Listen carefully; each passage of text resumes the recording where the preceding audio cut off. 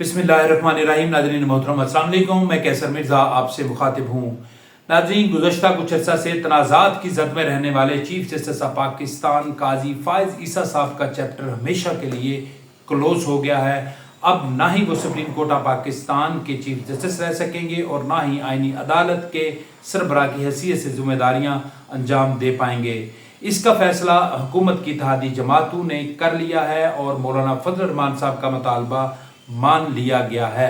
इस हवाले से ये अहम पेशरफ्त कैसे और क्यों हुई, इसके मुतालिक आज के प्रोग्राम में आपको तफसीलात से आगाह करेंगे और साथ ही साथ आपको ये भी बताएंगे कि मौलाना फजल रहमान साहब जस्टिस मंसूर अली शाह साहब को चीफ जस्टिस ऑफ पाकिस्तान क्यों बनवाना चाहते हैं, पस पर्दा हक़ाइक़ क्या हैं, और इसके अलावा पाकिस्तान तहरीक इंसाफ क्या आइन में तरमीम के लिए हुकूमती इत्तेहादियों की हेल्प कर सकती है या इस आइनी तरमीम का हिस्सा बन सकती है।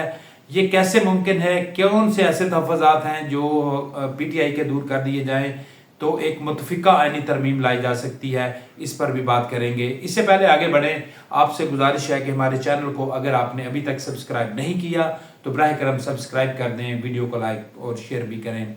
नाज़रीन, आज पार्लिमानी कमेटी के इजलास में हुकूमत की तरफ से जो आइन में तरामीम का ड्राफ्ट पेश किया गया, उसमें से सबसे बड़ी और अहम और इम्पॉर्टेंट खबर वो ये है कि हुकूमत आइनी अदालत के क़याम का जो उनका प्रोग्राम था उससे पीछे हट चुकी है और मौलाना फजल रहमान साहब के मुजवज़ा आइनी ड्राफ्ट पर ही इक्तफा किया गया है। और मौलाना साहब का मुतालबा ये था कि आइनी अदालत की बजाय आइनी बेंच बनाया जाए। तो अब हुकूमती इत्तेहादी जमातें भी इस पर मुत्तफिक हो गई हैं।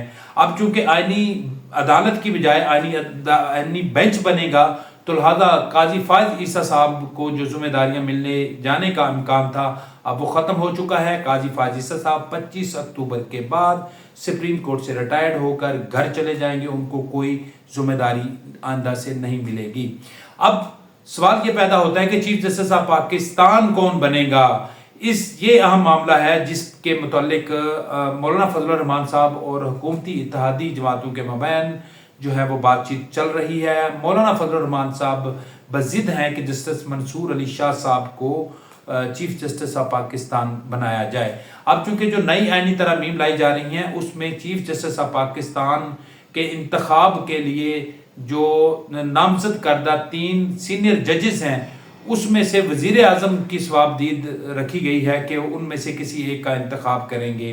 तो इसके हवाले से मौलाना फजल रहमान साहब का मुतालबा ये है कि अभी मंसूर अली शाह साहब को चीफ जस्टिस तैनात कर लिया जाए और इनका अरसाए तैनाती मुकम्मल होने के बाद जो नेक्स्ट चीफ जस्टिस हैं उस पर यह फैसला इम्प्लीमेंट किया जाए। इस पर हुकूमत और इस्टेब्लिशमेंट की तरफ से कतई तौर पर जो है वो किसी किस्म की लचक दिखाने का जो इम्कान भी नहीं है और हुकूमत बिल्कुल इस हवाले से हतमी फैसला कर चुकी है कि जस्टिस मंसूर अली शाह साहब को चीफ जस्टिस नहीं बनाया जाएगा।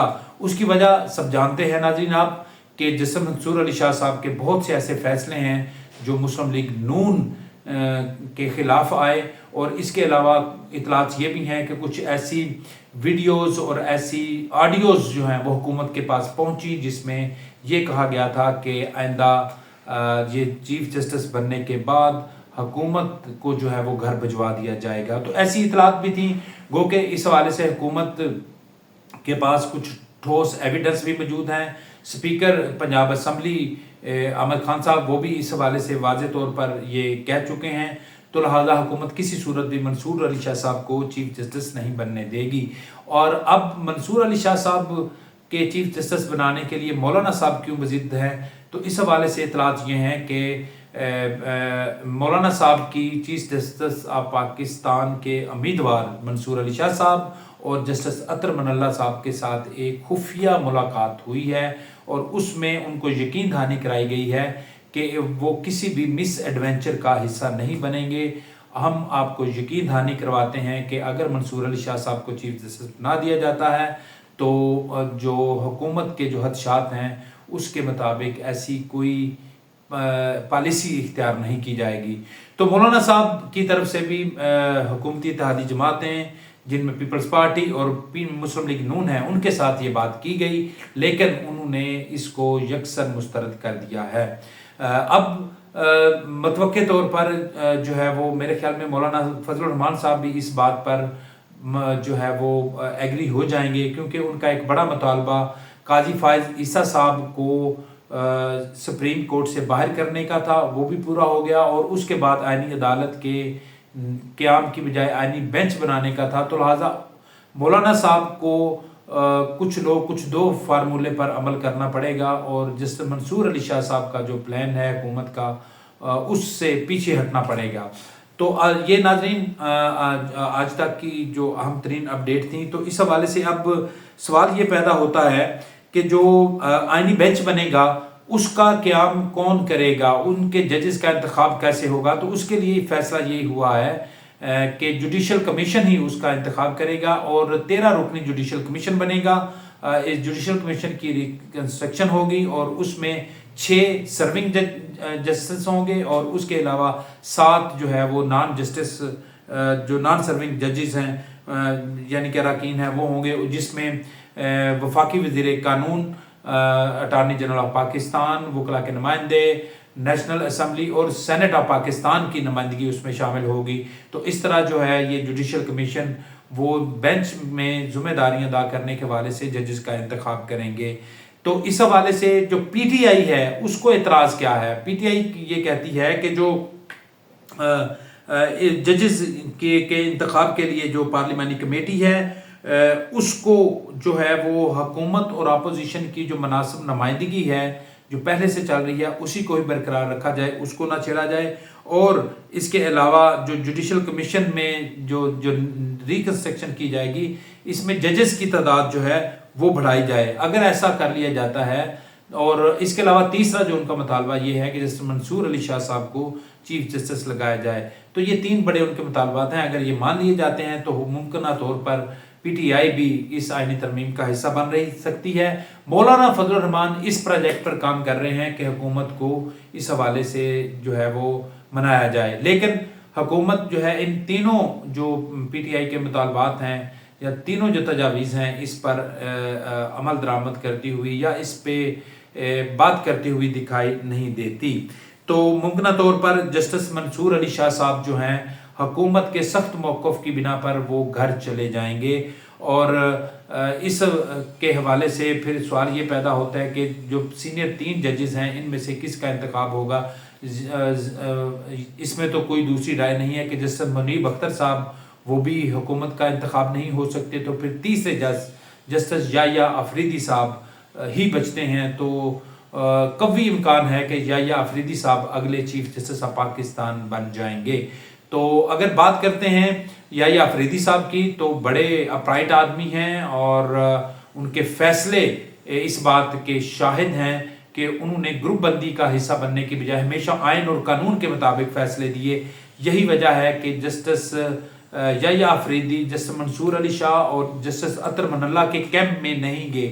वो उन्होंने बहुत से ऐसे फैसले किए जिसमें इन दोनों जजेस के बरअक्स उन्होंने फैसला किया।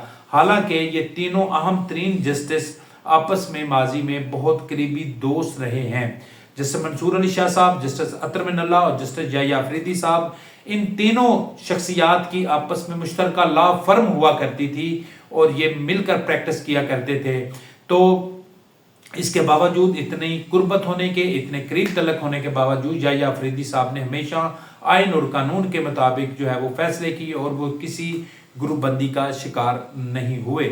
और यही वजह है कि जस्टिस याह्या अफरीदी ही हुकूमत का इंतखाब हो सकते हैं चीफ जस्टिस ऑफ पाकिस्तान के लिए। याह्या अफरीदी साहब के मुतालिक बताएं कि इनके वाले साहब उमर अफरीदी ये रिटायर्ड ब्यूरोक्रेट हैं, बहुत ही अपराइट आदमी थे, बहुत ही मेरिट पर काम करने वाले ये ऑफिसर थे। इनके मुतालिक ये है कि ये एक तो इस्लामाबाद में ये बड़े एडमिनिस्ट्रेटर्स की जिम्मेदारियां भी अंजाम दी। जब सदर पाकिस्तान फारूक अहमद खान लगारी साहब थे तो उनके साथ ये बतौर सेक्रेटरी जिम्मेदारियां अंजाम देते रहे हैं। और इतरात ये हैं कि जब ये रिटायरमेंट का इनका वक्त आया तो उस वक्त फारूक लगारी साहब ने इनको कहा कि आपको एक्सटेंशन दे देते हैं, लेकिन इन्होंने एक्सटेंशन लेने से इनकार कर दिया था। यहाँ तक कि जिस दिन ये रिटायरमेंट इन्होंने ली उसी वक्त इन्होंने सरकारी जो मकान था इनका जो मिला हुआ था इस्लामाबाद में, उससे भी इन्होंने उन्हें उसी दिन ही उसे खाली कर दिया था। तो लिहाजा ये बहुत मेरिट पे काम करने वाले शख्सियत थे। जस्टिस उमर अफरीदी साहब जो जस्टिस यहिया अफरीदी के वालिद साहब हैं। तो लिहाजा जो जस्टिस यहिया अफरीदी साहब हैं वो भी अपने वालिद के ही नक्शे कदम पर जो है वो आगे चलते हुए उम्मीद है कि वो मेरिट का जो बालादस्ती है उसको कायम रखेंगे। नाज़रीन, ये थी अब तक की अपडेट। मज़ीद अहम खबरों के साथ आपकी खिदमत में फिर हाज़िर होंगे, तब तक इजाज़त दीजिए। अल्लाह हाफिज़।